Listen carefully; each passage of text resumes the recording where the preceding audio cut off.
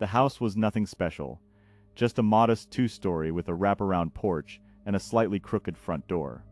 It sat on the edge of a quiet suburban neighborhood, where the trees were thick and the streets were lined with identical homes, all of them too perfect. My family moved in during the fall, after a long and exhausting search for a place that felt right. We didn't know it then, but the house had already been sitting empty for years, waiting for someone to come in and make it their own. The realtor had called it a charming fixer-upper, and that was all we needed to hear.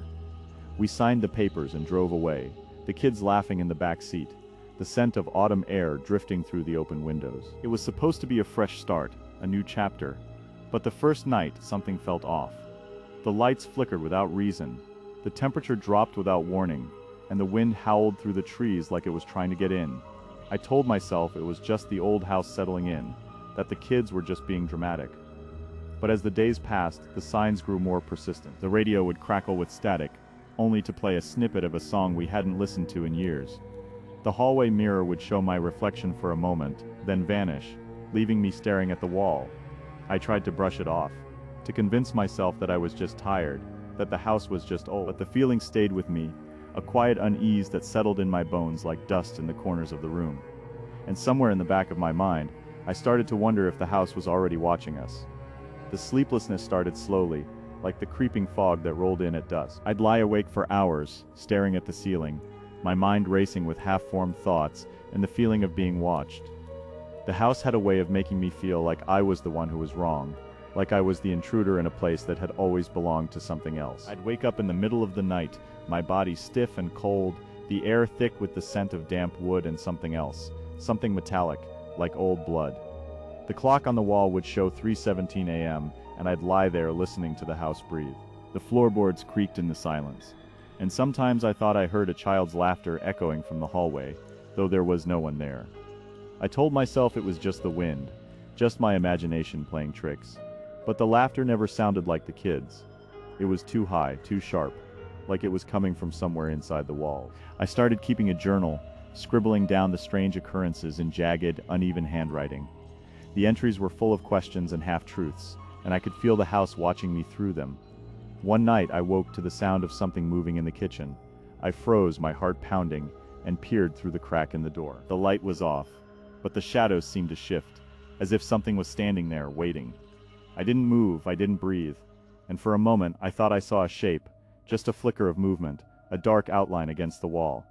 Then it was gone and I was alone again, but the feeling of being watched never left me. The house was no longer just a place to live. It was a presence, and it was getting closer. I couldn't ignore it anymore. The house had been whispering to me for weeks, and now I had to listen.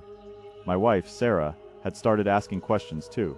She'd found old photos in the attic, pictures of the house from decades ago, with a family standing in the front yard smiling, their faces lit by the same porch light that still hung there, though the paint had peeled and the wood had rotted. But what caught her attention was the child in the photo. A little girl, no older than 6, standing beside her mother, her eyes wide, her mouth open as if screaming. The photo was faded, the colors washed out, but the girl's face was unmistakable. She looked exactly like me. I told her it was a coincidence, but she didn't believe me. She started digging, going through the town's records, the county archives, anything she could find. And then she found it, a newspaper clipping from 1987. A story about a family that had lived in the house before us. The parents had died in a car accident, and the child, their daughter, had been declared missing. No body was ever found. The article mentioned the house had been abandoned for years before we bought it. I tried to laugh it off, but the weight of the truth settled in my chest like a stone. That night I woke again, but this time the laughter was louder. It echoed through the house, bouncing off the walls, the ceiling, the floor. I ran to the hallway, my feet pounding against the wood, but there was no one there. The laughter stopped, and in the silence, I heard something else. A child's voice, calling my name. I turned, and for a moment I thought I saw her. A small figure standing in the doorway, her face pale, her eyes hollow, her mouth open in a silent scream. Then she was gone, and I was alone, but the feeling of being watched was stronger than ever. The house wasn't just watching me, it was waiting. I didn't sleep again. The house had become a prison of sound and shadow, each creak and whisper a reminder of the truth I could no longer ignore. The child's voice called me again, softer this time, like a whisper through a closed door. I followed it, my breath shallow, my hands trembling as I reached the attic. The door creaked open on its own, and the air inside was thick, heavy with the scent of dust and something older, something wrong. I stepped inside, my flashlight cutting through the darkness, revealing a small empty room, but then I saw it a child's doll sitting on a shelf, its head tilted slightly, as if listening. I reached for it, but the moment my fingers touched the fabric, the room filled with a sound like 1,000 tiny hands scraping against glass. I stumbled back, my heart pounding, and the doll's head snapped toward me, its eyes hollow, its mouth open in a silent scream. I ran, my breath coming in ragged gasps, the house closing in around me. I found my mother in the kitchen, her eyes wide, her hands shaking as she held a photo of the same girl, the same me, from the same year. She looked at me, her face pale, and whispered, "You were never supposed to come back." The house had never been abandoned. It had been waiting for me all along, and now I was trapped inside its memory, its hunger, its endless silent scream. The first time it happened, I thought it was the wind. I was home alone, the kind of quiet that settles in after a long day of work, and the kind of silence that makes you feel like you're the only one left in the world. I had just finished dinner, the smell of burnt toast lingering in the air, and I was trying to catch up on some emails. The house was still, the kind of stillness that feels like it's holding its breath. Then it came a low, wet sound, like something was dragging itself across the floor. I froze, my eyes darted around the room, but there was nothing. Just the empty kitchen, the flicker of the overhead light, and the hum of the fridge in the background. I told myself it was the pipes, or maybe the cat, though the cat was in the bedroom sound asleep. I went to check the closet just to be sure. It was closed, the door latched, and the air inside was still. I didn't think much of it. I told myself I was just tired, that my mind was playing tricks on me. But the next night, it happened again. This time, it was louder, more insistent, like a voice trying to get through the wood. I didn't answer, I didn't move. I just listened, my heart pounding in my chest, waiting for the sound to repeat. It did, and this time it was clearer, like someone was whispering, just on the edge of hearing. I turned away, shaking my head, trying to convince myself it was nothing. But deep down, I knew something was wrong. Something was in there, and it was waiting. The whispers grew louder each night, slipping through the cracks of the door like a breath held too long. I started to notice things, small, strange things. The closet door would tremble when no one was near, the hinges creaking even though I hadn't touched them. Once I caught a shadow flickering behind the panel, just for a second, like a hand reaching out and then pulling back. I told myself it was the light, the way it caught in the corners, the way it made everything look different. But the voices didn't stop. They got clearer, more urgent. Sometimes they spoke in a language I didn't understand, but I could feel their meaning. They were asking for something. I didn't know what. One night I decided to open the door. The latch was stiff, the wood warm to the touch, like it had been sitting in the sun all day. I pushed it open slowly, my breath shallow, my fingers trembling. The closet was dark, the air thick and heavy, like it had been trapped there for years. I reached out, my hand brushing the back of the door, and the voices stopped. For a moment, silence filled the room. Then, a single word echoed from the darkness. "Open." I stumbled back, my heart hammering, and slammed the door shut. I didn't sleep that night. I sat in the living room, the lights on, the blinds drawn, waiting for something to happen. And when it did, I wasn't sure if I was ready to face it. I didn't sleep that night. I sat in the living room, the lights on, the blinds drawn, waiting for something to happen. And when it did, I wasn't sure if I was ready to face it. The silence was too heavy, too thick, pressing against my ears like a weight I couldn't shake. Then a sound, soft, like a sigh, but not from the room. It came from the closet. The door, which had been closed all night, was now slightly ajar. I stood my legs like lead and approached it. The air smelled different now, metallic, like rusted nails and old blood. My fingers brushed the edge of the door, and the whispering started again, but this time it wasn't just voices.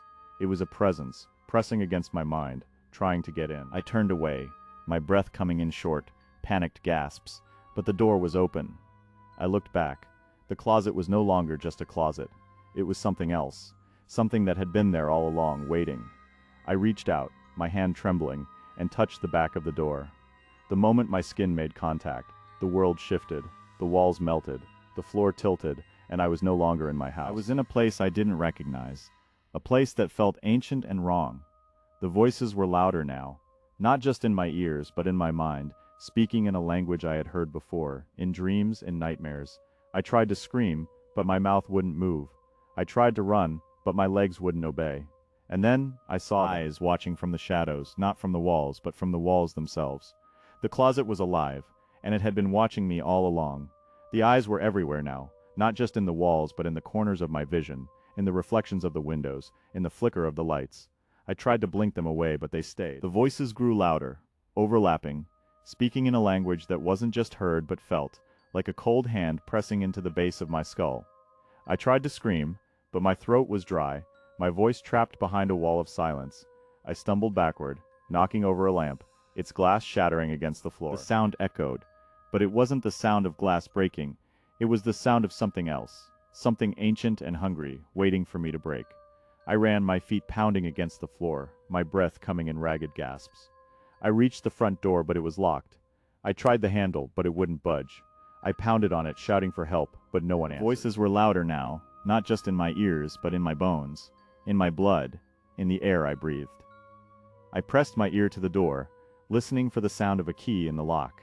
But all I heard was the whisper of something moving behind the wood, something that had been there all along, something that had been waiting for me to come home. I turned back, my hand trembling, and looked into the mirror. My reflection was smiling. Not me, not the person I knew. It was something else, something that had been watching me all along, something that had been in the closet, in the walls, in the silence. I reached out, my fingers brushing the glass, and the world went black. I was not alone anymore. I heard his heartbeat in the walls. It wasn't mine. It wasn't the buildings, it was his. Every night louder, closer. I knew then he was watching, and I couldn't run. I found his reflection in the mirror, but it wasn't him. It was a faceless shadow whispering my name. I tried to scream, but my throat was frozen. I knew then I was trapped, and he was inside my mind. I opened the door to find his hand on the knob, cold and pulsing, whispering promises of belonging I couldn't refuse. I woke to his breath in my ear, warm and wet, whispering secrets I didn't know. I tried to move, but my body was his now. Every pulse, every breath, every thought. I tried to scream, but my throat was sealed. His voice crawled into my mind, promising peace in exchange for silence. I couldn't fight him. I was his now, and he was inside me. I found his hand in my own, cold and pulsing, as he pulled me into the dark, whispering promises I couldn't refuse. I traced the sound to the wall, my fingers trembling as I pressed against the cold, pulsing surface. It was alive, and it was waiting for me to listen. I moved into this apartment, thinking it was quiet, but every night I heard his heartbeat in the walls, slow and steady, like a second heart in the house. I tried to ignore it, but the sound grew louder. It wasn't just a noise, it was a presence, pressing against my ears, whispering through the walls like it knew me. One night, I followed the sound to the hallway. The door was closed, but I could feel his breath on my neck, warm and wet, like he was right behind me. I knocked, but there was no answer. The sound of his heartbeat echoed louder, and I realized he wasn't just in the walls, he was in the house, in the air, in my mind. I tried to leave, but the door wouldn't budge. The sound grew louder, and I knew I wasn't alone. He was here, and he was waiting for me to listen. I finally gave in, stepping closer to the wall. His heartbeat pulsed through the concrete, and I realized he was inside me now, and I couldn't escape. I found a tooth in the trash, sharp and fresh, with my name carved into it. It wasn't mine, I screamed, but no one heard me. The walls were closing in, and his heartbeat was louder than ever. I tried to call the police, but my phone died. The only signal was a faint, pulsing light from the wall. I pressed harder, and the concrete cracked, revealing a small, pulsing red eye staring back at me. I ran to the bathroom, but the mirror showed something wrong. His face was in the glass, smiling, and his eyes were the same red color as the wall. I shattered the mirror, and the blood splattered across the floor, matching his heartbeat. I tried to sleep, but the walls were breathing. I heard his voice whispering in my ear, telling me I was already his. I couldn't move, and the heartbeat was now inside my chest, pounding like a second heart. I tried to escape, but the door was locked from the outside. The walls were alive, and his voice grew louder, promising pain if I didn't stay. I couldn't scream, and I couldn't move. I was his now. I realized he was in every sound, every breath, every heartbeat. I was his, and he was mine. The walls were his body, and I was inside forever. What if he's been watching you all along? Write your theory in the comments. What if he's been watching you all along? Your words could save someone else. I found his fingerprints on the mirror, cold and wet, like he'd just touched it. I couldn't look away. I tried to call the police, but my phone died. The silence was louder than any scream. I left the window open, hoping to hear something.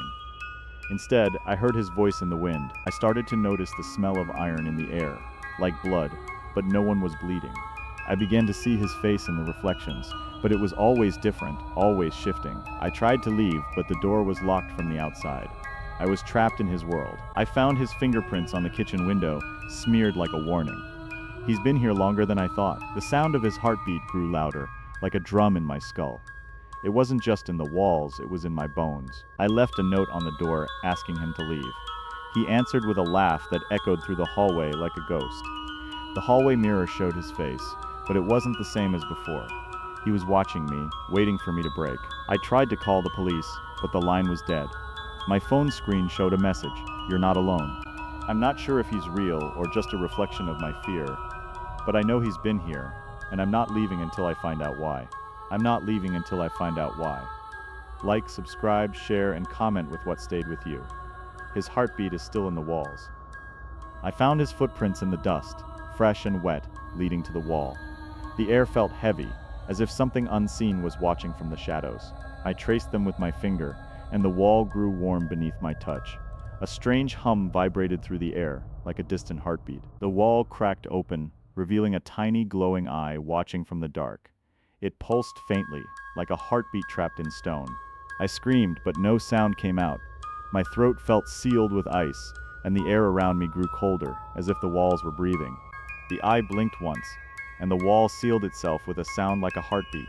The air vibrated with a low, resonant hum echoing through the room. I found a mirror in the hallway, and my reflection had no pupils. The glass shimmered with a strange, otherworldly glow, as if it were alive. I tried to rip it out, but my hands wouldn't move.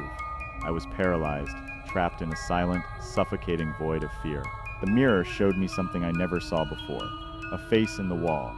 It stared back, its expression unreadable, yet filled with knowing. It smiled, and I felt my soul being pulled into the wall like a thread. The air thickened, and the walls seemed to pulse with a slow, deliberate rhythm. I tried to scream again, but my mouth was full of dust and silence. The walls had sealed my voice, leaving only the sound of my own breath. The wall began to pulse, like a second heart beating in my chest. The rhythm matched my own, as if the walls were now part of me. I realized he's not just in the walls, he's inside me now. The walls had become a part of me, and I could feel his presence in every breath. I found his reflection in the mirror, but it wasn't mine. It moved before I did. I tried to scream, but my throat felt sealed. I tried to sleep with the door locked, but the walls hummed louder. It felt like my ribs were vibrating from the inside. I found a key under my door, but it didn't belong to me. It fit the lock perfectly, like it was meant to be there all along. I used the key to open the door, but it led to a sealed room. The air was thick, and the walls were covered in old, dried blood. I found a journal in the corner, written in my hand. The entry spoke of a presence that feeds on fear, and it had already begun. I realized the journal was a trap. The last entry said, "He's inside you now. You can't escape." I'm still here, waiting for the end.